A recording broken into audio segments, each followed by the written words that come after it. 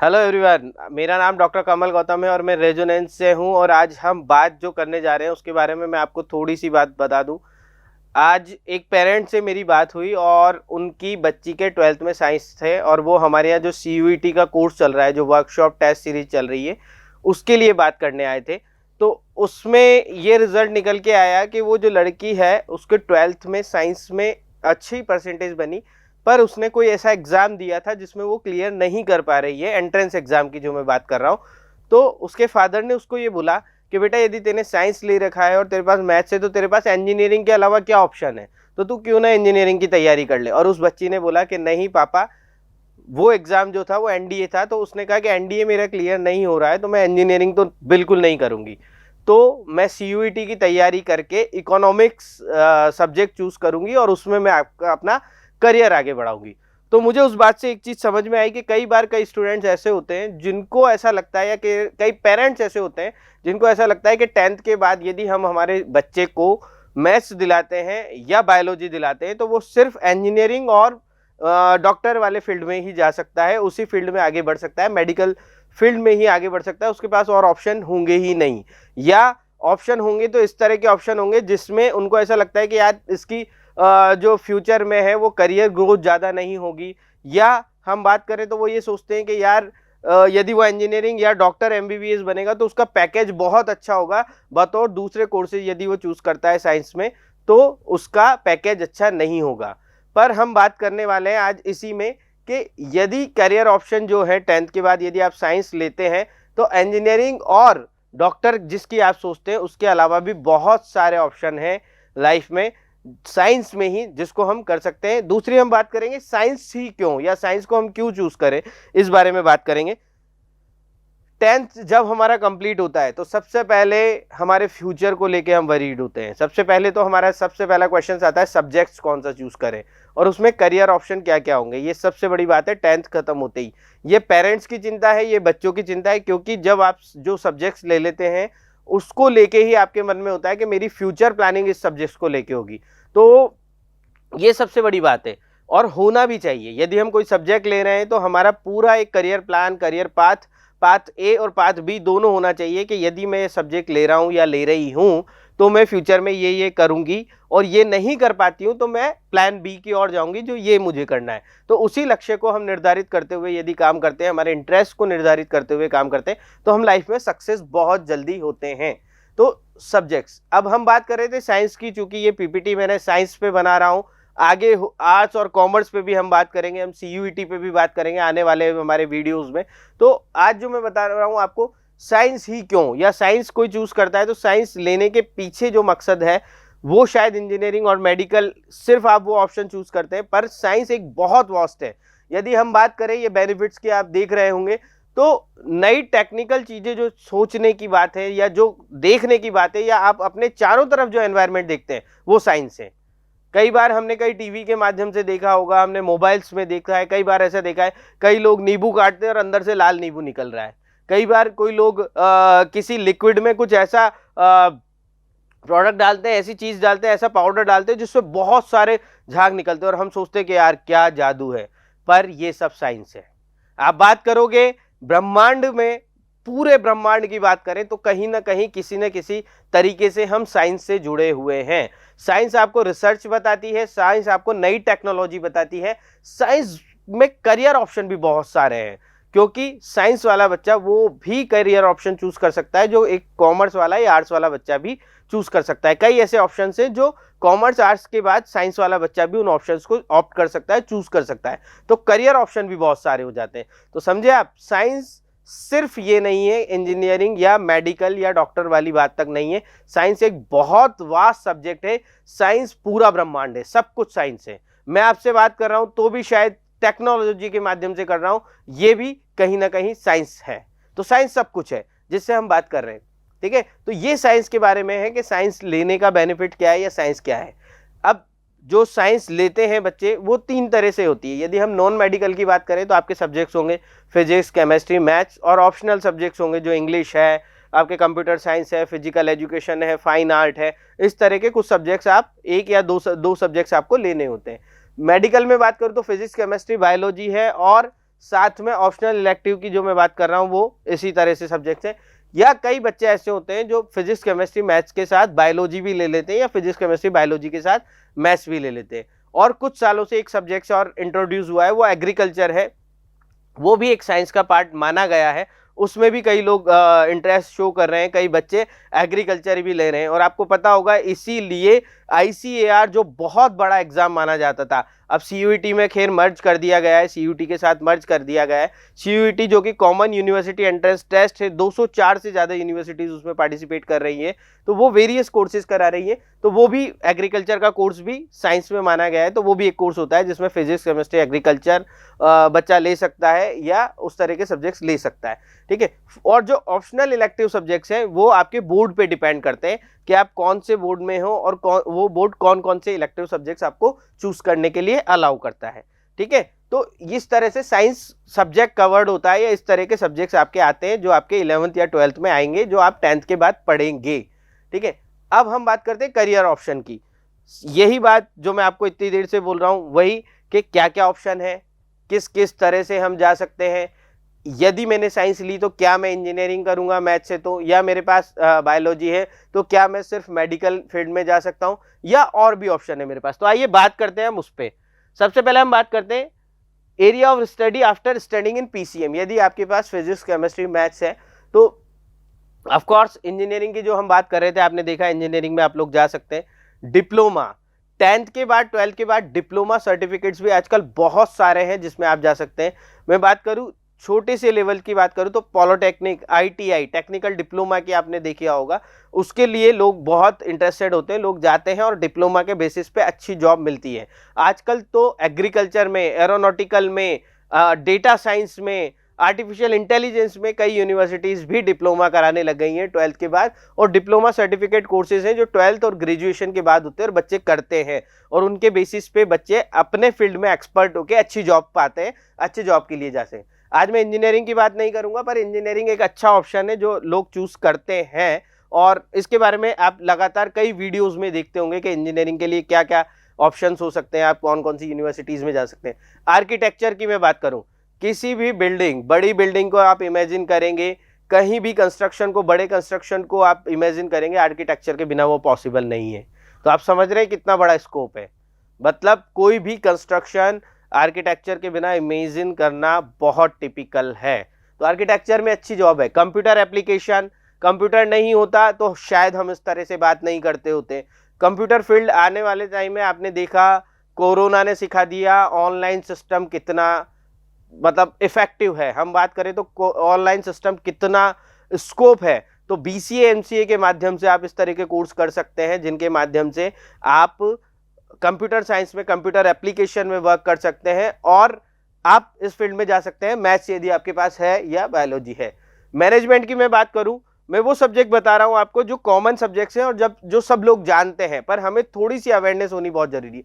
Management की बात हम कर रहे थे। मैनेजमेंट में मैं बात करूं तो BBA plus MBA, BBA in aeronautical, BBA in data science, BBA in management, BBA in finance, BBA in HR, BBA plus MBA 5 year integrated course, इतने सारे मैनेजमेंट हैं। और अब मैनेजमेंट की जरूरत हर कॉर्पोरेट को पड़ती है, हर जगह।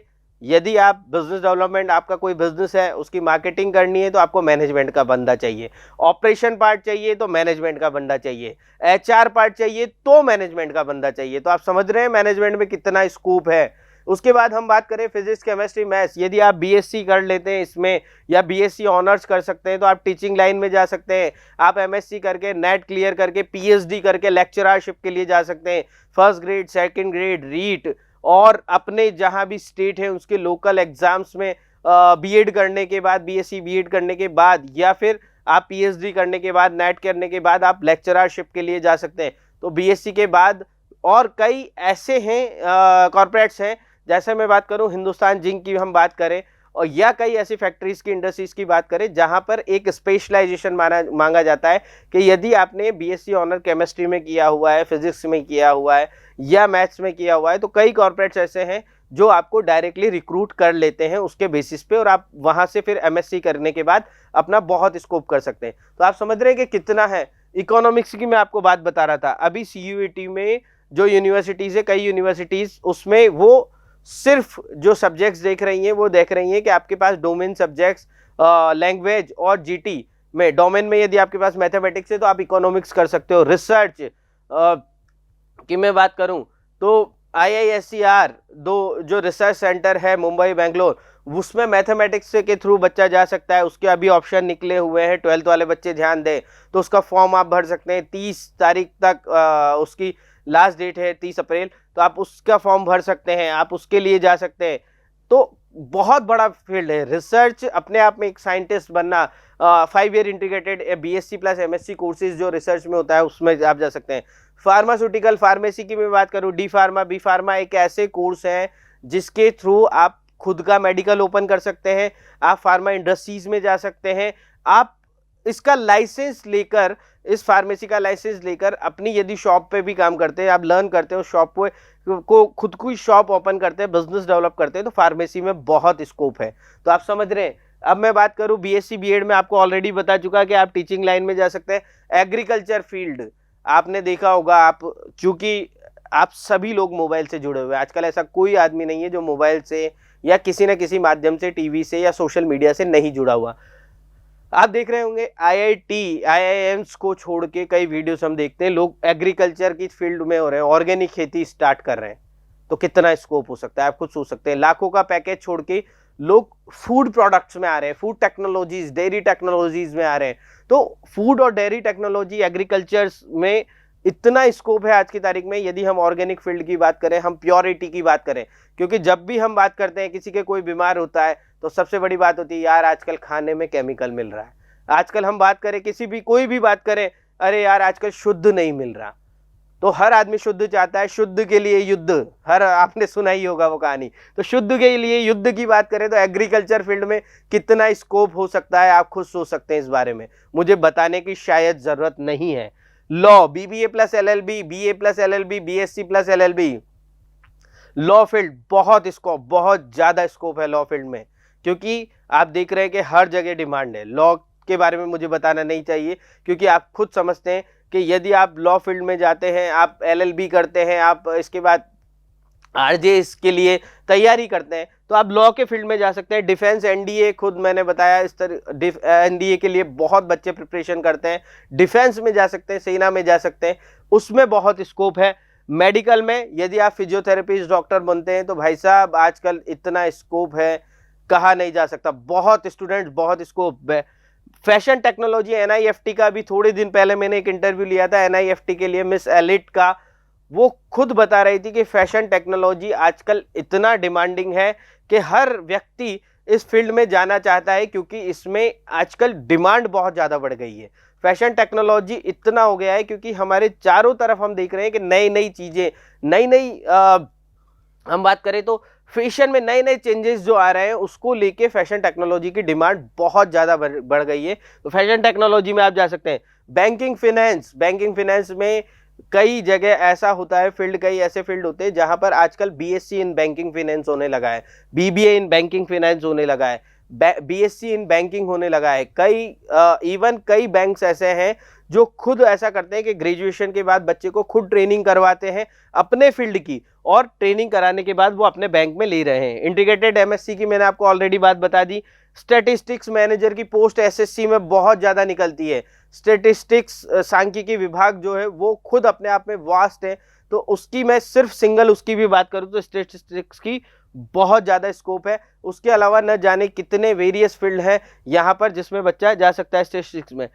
एविएशन, एथिकल हैकिंग, ये सब ऐसे हैं जो नए फील्ड है, नई टेक्नोलॉजी है, और इनके सेपरेट कोर्स बनने लग गए हैं। इन कोर्स में बच्चा जाता है, इसमें कोर्स में बच्चा यदि पार्टिसिपेट करता है तो फ्यूचर में बहुत स्कोप आने वाला है। तो यदि आप इन कोर्स में से किसी भी कोर्स में एडमिशन लेते हैं, किसी भी कोर्स की तैयारी करते हैं, तो आप ये ना सोचें कि यदि मैं साइंस लेता हूं और इंजीनियरिंग में नहीं जाता हूं तो मेरे पास लाइफ खत्म हो गई, मेरे पास कुछ भी नहीं रहेगा। आपके पास लाइफ में और भी हैं रास्ते, बस चूज करना चाहिए, आपको फील्ड सही होना चाहिए और आपको अपना एम क्लियर होना चाहिए कि मैं इस तरह से पढ़ के इस मार्फत आगे पहुंचूंगा। तो साइंस में बहुत स्कोप है। ऐसे ही मैं बात करूं, यदि आपके पास बायोलॉजी है तो आप BDS में जा सकते हैं, मतलब डेंटिस्ट के लिए जा सकते हैं, आयुर्वेदा में जा सकते हैं, होम्योपैथी में जा सकते हैं, यूनानी में जा सकते हैं, नेचुरोथेरेपी में, योगा साइंस की जो मैं बात कर रहा था आपको, योगा में आप देख लो आजकल इंटरनेशनल योगा डे, आप देख लीजिए योग की कितनी डिमांड है।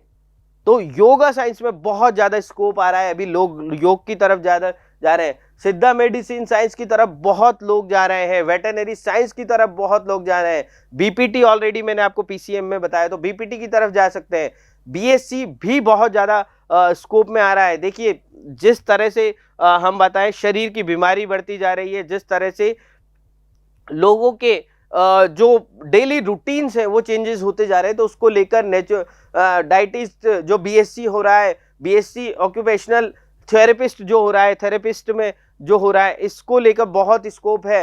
इंजीनियरिंग, इवन बायोटेक्नोलॉजी में आप जा सकते हैं, एग्रीकल्चर में आप जा सकते हैं BSc बायो के मार्फत भी, तो इसमें आपके बहुत ज़्यादा स्कोप है। इंटीग्रेटेड MSc आप इसमें कर सकते हैं, वही फिजिक्स केमिस्ट्री बायोलॉजी में आप कर सकते हैं। BSc ऑनर्स नॉर्मल यदि आप चाहें तो BSc B.Ed भी इसमें आप कर सकते हैं टीचिंग एप्टीट्यूड पे।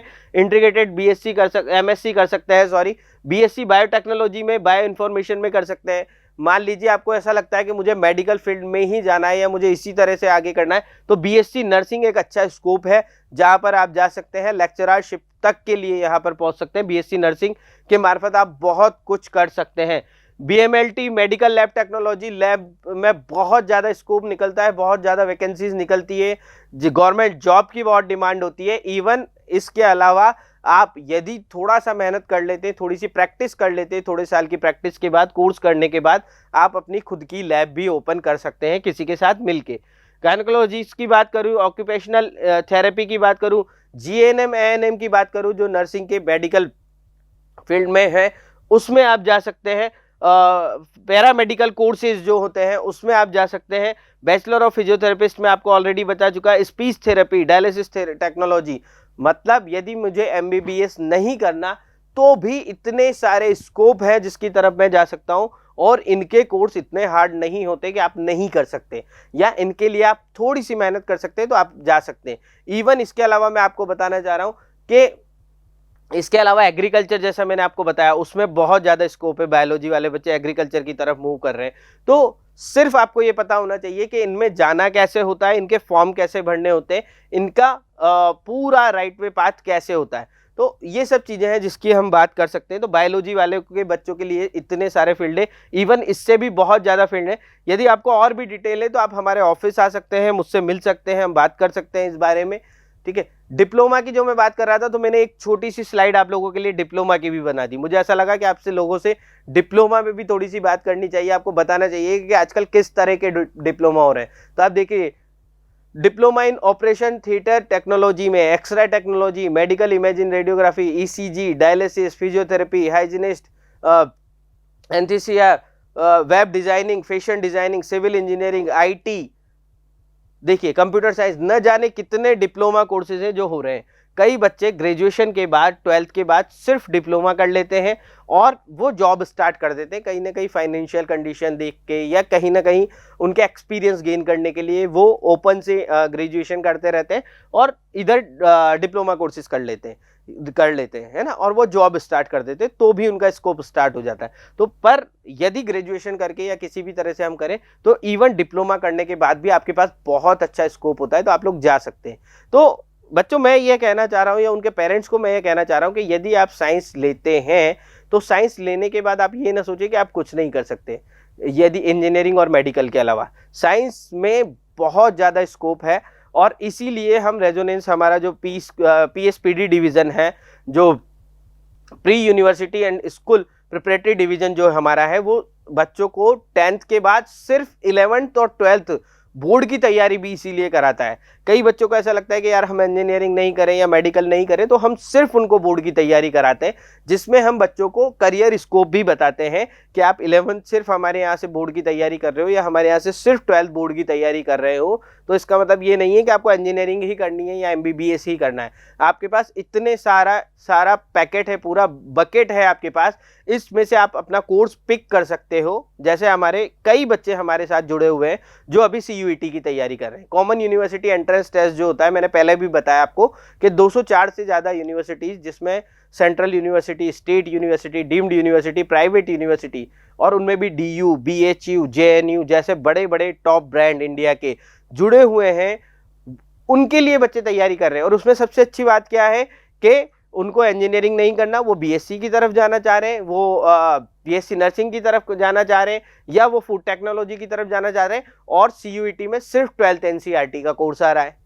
तो बच्चों के लिए कितना आसान हो जाता है। हमने सिर्फ 12th बोर्ड की उनको तैयारी कराई, अब उनकी वर्कशॉप करा रहे हैं, टेस्ट सीरीज करा रहे हैं, और इसके मार्फत वो इजीली, हमें पूरा विश्वास है कि यदि हम तैयारी कराएंगे तो वो बच्चे सेलेक्ट होंगे, अच्छे कॉलेजेस में जाएंगे और वो बेस्ट परफॉर्मेंस देंगे, उनका प्लेसमेंट अच्छा होगा। उन्होंने इंजीनियरिंग भी नहीं करी, उन्होंने डॉक्टरी MBBS भी नहीं करा, पर वो अच्छा स्कोप कर सकते हैं। तो ये डिपेंड है, हम जो करा रहे हैं उसके साथ बच्चों को ये चीजें समझा रहे हैं कि बेटा इसके अलावा भी ये ऑप्शन आपके पास है और इसमें आप इस तरह से जा सकते हैं। IP मैट, जिप मैट की मैं बात करूं, अभी मैं आपको थोड़े थोड़े ऑप्शन इसलिए बता रहा हूं, शायद आपको ये ऑप्शन धीरे धीरे समझ में आएंगे कि ये क्या होते हैं, पर मैं आपको इसलिए बता रहा हूं कि स्कोप क्या होता है। IP मैट, जिप मैट की मैं बात करूं, BBA प्लस MBA ये कराते हैं। IP मैट की मैं बात करूं, इंदौर से कराता है, रोहतक से कराता है। जिप मैट की मैं बात करूं, जम्मू से, गया से। ऐसे BBA प्लस MBA IIM से कराते हैं, जो मैंने नाम लिया IIM से। तो IIM से BBA प्लस MBA करा रहे हैं। अब कोई बच्चा यदि IIM से MBA पास आउट है और अभी से वो तैयारी करके BBA प्लस MBA में चल जाता है, तो आप सोचिए कितना बड़ा स्कोप है। IIM से कोई बच्चा MBA पास आउट है, अच्छा प्रोसेस करता है, अभी से बच्चे 2 साल MBA करने के बाद ही IIM से एक अच्छी जॉब पाते हैं। तो ये बच्चे जो 5 साल तक लगातार IIM से जुड़े हुए हैं, उनके करिकुलम में जुड़े होंगे, उनके कल्चर से जुड़े होंगे, उनकी एक्टिविटीज से जुड़े होंगे, उनकी स्टडी से जुड़े होंगे, तो क्या स्कोप मिलेगा। तो IP मैट, जिप मैट है, मैंने बोला IISER की मैं बात बता रहा था आपको, NEST है एग्जाम जिसकी मैं बात कर रहा था, CUET की ऑलरेडी मैं बार बार बात कर रहा हूँ। तो इस तरह के बहुत सारे एग्जाम हैं जो साइंस वाला बच्चा भी दे सकता है और वो अपने करियर में आगे बढ़ सकता है। बस उसको सोचना है कि मुझे करना क्या है, किस फील्ड में जाना है और मुझे कैसे जाना है। तो आप ये ना सोचें कि यदि मैंने साइंस ले लूंगा तो मैं फंस जाऊंगा, कि मुझे सिर्फ इंजीनियरिंग करनी पड़ेगी या MBBS करना पड़ेगा। नहीं, आप साइंस लेते हैं तो भी आपके पास इतने सारे ऑप्शन है। ये सब ऑप्शंस के अलावा किस तरह से इनमें जाना है, क्या है, हम रेगुलर जो हमारे यहाँ स्टडी करते हैं, बच्चे सिर्फ 11th और 12th के लिए स्टडी करते हैं, उनको हम बताते हैं कि किस तरह से जाना है। आपको भी यदि कोई चीज डिटेल लेनी हो तो मेरा नंबर है ये 7728890101, आप इस पर कांटेक्ट कर सकते हैं। और अब दोबारा चूंकि आपके 10th के एग्जाम कई बोर्ड्स के चल रहे हैं, कई बोर्ड्स के कंप्लीट होने वाले हैं, कई बोर्ड्स के कंप्लीट हो चुके होंगे, तो जितने भी लोग मेरी इसको स्लाइड को देख रहे हैं, मेरे वीडियो को देख रहे हैं, एक चीज ध्यान रखिएगा, दोबारा थिंक करिएगा, दोबारा सोचिएगा कि स्कोप क्या है, कितना है, कैसा है। तो एक बार फिर सोचिएगा कि साइंस में कितना स्कोप है, मुझे साइंस लेना चाहिए या नहीं लेना चाहिए, और लेना चाहिए तो सिर्फ मैं ये ना सोचूं कि सिर्फ एक ही लाइन है जो साइंस लेने के बाद होती है। नहीं, आप साइंस लें, मैं यही कहूंगा कि आप साइंस लें, क्योंकि बहुत सारे स्कोप है, बहुत सारी करियर अपॉर्चुनिटीज है और पूरा ब्रह्मांड साइंस है। हमारे आसपास जो भी है वो साइंस है। तो थैंक यू सो मच मेरी बात को सुनने के लिए। इसी तरह के हम आपके आगे वीडियोस लाते रहेंगे, आपको दिखाते रहेंगे कि क्या क्या करियर ऑप्शंस हो सकते हैं, कौन कौन से फील्ड्स हैं। हम कई ऐसे कोर्सेज के बारे में भी आपसे मिलेंगे। तो आप वीडियो को लाइक करें, शेयर करें और सब्सक्राइब करना ना भूलें। साथ ही बेल आइकन जरूर दबा दें ताकि नए वीडियोस अपलोड होते ही आपको पता लग जाए। Thank you so much.